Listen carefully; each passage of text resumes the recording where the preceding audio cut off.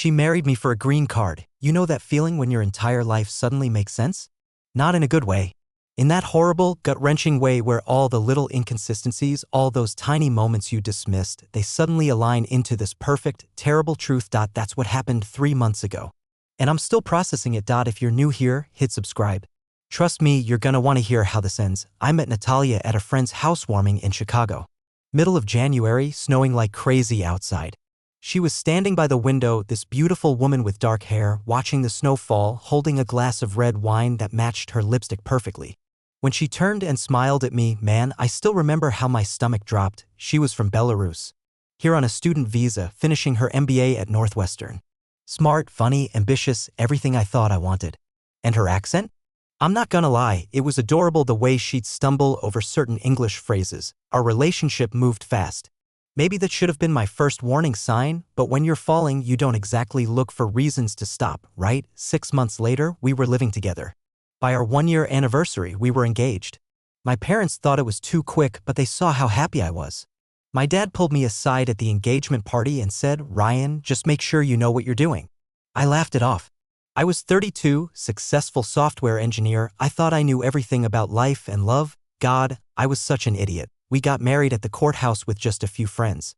Natalia said she didn't want a big wedding, her family couldn't travel from Belarus, and she didn't want to celebrate without them. It made sense to me then. Nothing extravagant, just starting our life together. I helped her apply for her green card. Went to all the immigration appointments, answered all the questions about our relationship, our home, our future plans. I still remember sitting in that sterile government office, holding her hand while she nervously answered questions. I thought her anxiety was about the process. Now I know better. Life settled into a routine. I worked at my tech company downtown. She finished her MBA and landed a job at a marketing firm. We had a nice apartment in Wicker Park, talked about buying a house in the suburbs eventually. Normal couple stuff, but there were things. Little things I brushed aside. She was always protective of her phone. Would take calls in the bathroom with the shower running. Said it was her mom and the connection was better there. Yeah, I know how stupid that sounds now. She had networking events that would run late. Girls' nights that seemed to multiply. Weekend conferences I wasn't invited to, and our intimacy? It started strong but faded faster than it should have. She always had a headache, was too tired, too stressed about work. I told myself this was normal, that all marriages go through phases. My friends tried to tell me. Jake especially, he'd make comments about how Natalia seemed distant at our get-togethers. How she'd check out of conversations when I wasn't directly involved. I defended her every time. She's just shy around you guys, I'd say. Cultural differences. What a joke. It was a Tuesday afternoon. I remember because I had taken a half-day off work to see a doctor about some persistent back pain. Nothing serious, just wanted to get it checked out. I didn't tell Natalia, didn't seem important enough to mention. I came home around 2 p.m. expecting an empty apartment. Instead, I heard her laugh, that full-throated laugh she rarely shared with me anymore. She was on our balcony, back to the door, phone to her ear, speaking in rapid Russian or Belarusian. I could never tell the difference.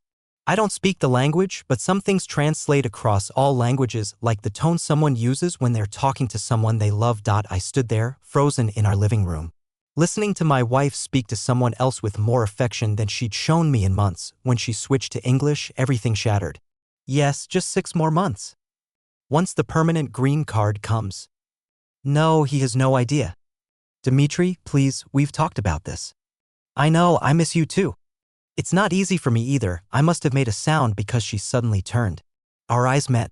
Her face, I'll never forget how it transformed. From love to shock to calculation in the span of seconds. She hung up without saying goodbye. What followed was the most surreal conversation of my life. Standing in our living room with the afternoon sun streaming through the windows, my wife of 2 years tried to convince me that I had misunderstood everything I just heard, but when I stayed silent, just watching her, something changed. It was like she made a decision. And then, with shocking calmness, she admitted everything. Yes, there was someone else. Had been from the beginning. Dmitry, her boyfriend from Belarus. They'd been together for years before she came to America. The plan was always for her to find an American, get citizenship, then bring him over. It was never personal, she said, as if that would somehow make it better. You're a good man, Ryan. Kind. Stable. The perfect candidate. The perfect candidate. Not the perfect partner. Not the love of her life. A stepping stone. A means to an end. I remember feeling strangely calm. almost detached, like I was watching this happen to someone else.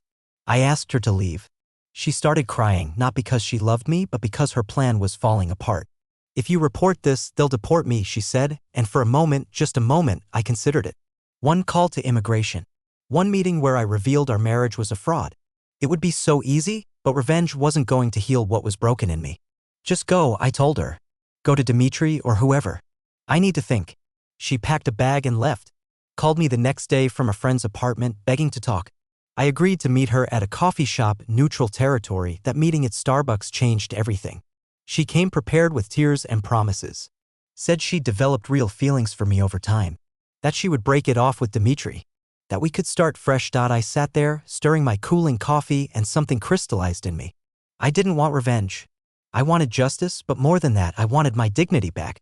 How long have you been here now? For years. I asked. She nodded, confused by the change in topic. And your conditional green card, we applied for the permanent one 3 months ago, right? Another nod, more cautious this time.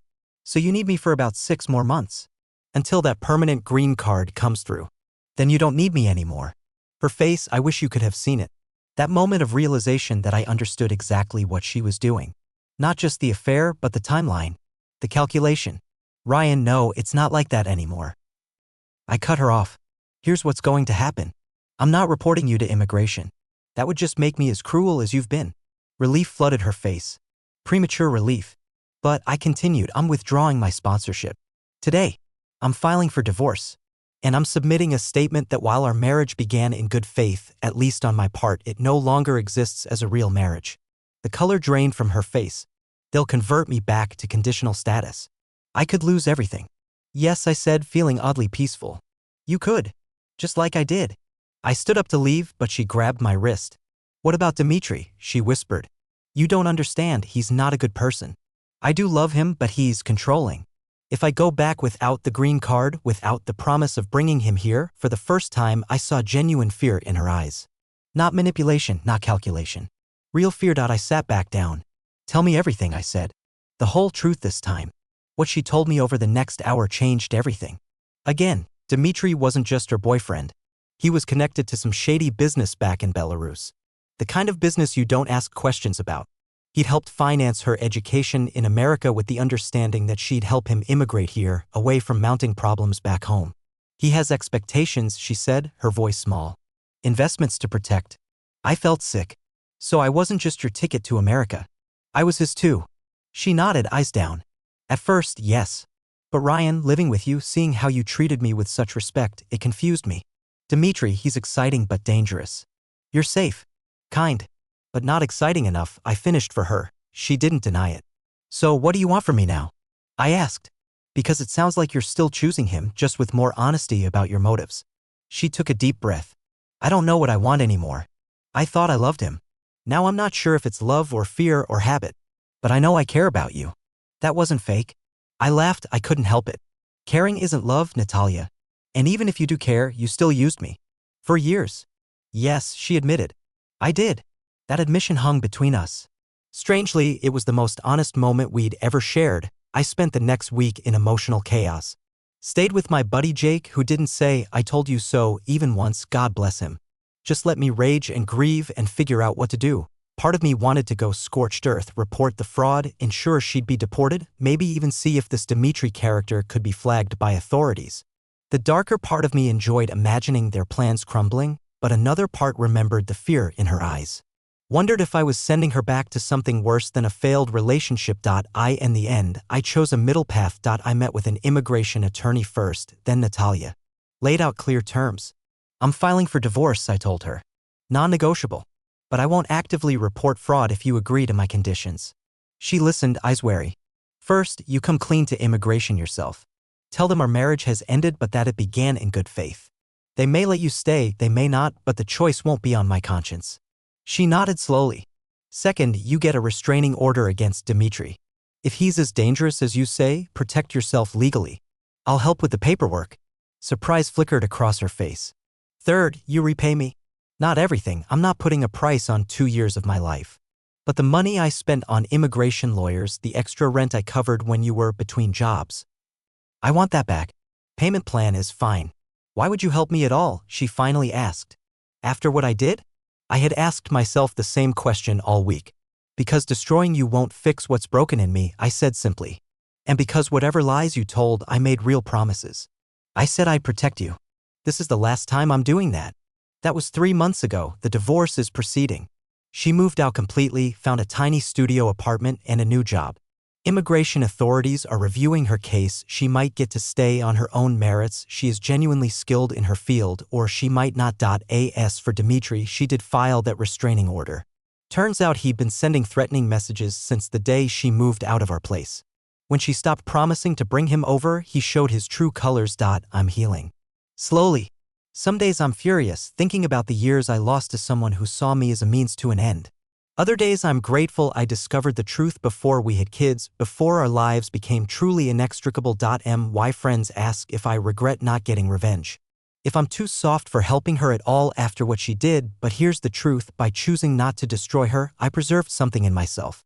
Something she couldn't take, no matter how many lies she told. My capacity for compassion. My ability to see the humanity even in someone who hurt me deeply. Don't get me wrong, I'm not a saint. I still have moments where I scroll through her photos, wondering if any of her smiles were real. Still wake up reaching for someone who never really existed, but I'm moving forward. Dating again, cautiously. I've learned to look for different things now. Consistency. Transparency. Small kindnesses that aren't performing for an audience. If there's anything I've learned from all this, it's that sometimes the best revenge isn't revenge at all. It's reclaiming your story. Finding the path forward that lets you like the person you see in the mirror. Has anything similar happened to you or someone you know? Drop a comment below. And if you found value in my story, please subscribe to the channel. I'll be sharing more about rebuilding after betrayal in the coming weeks. Thanks for listening.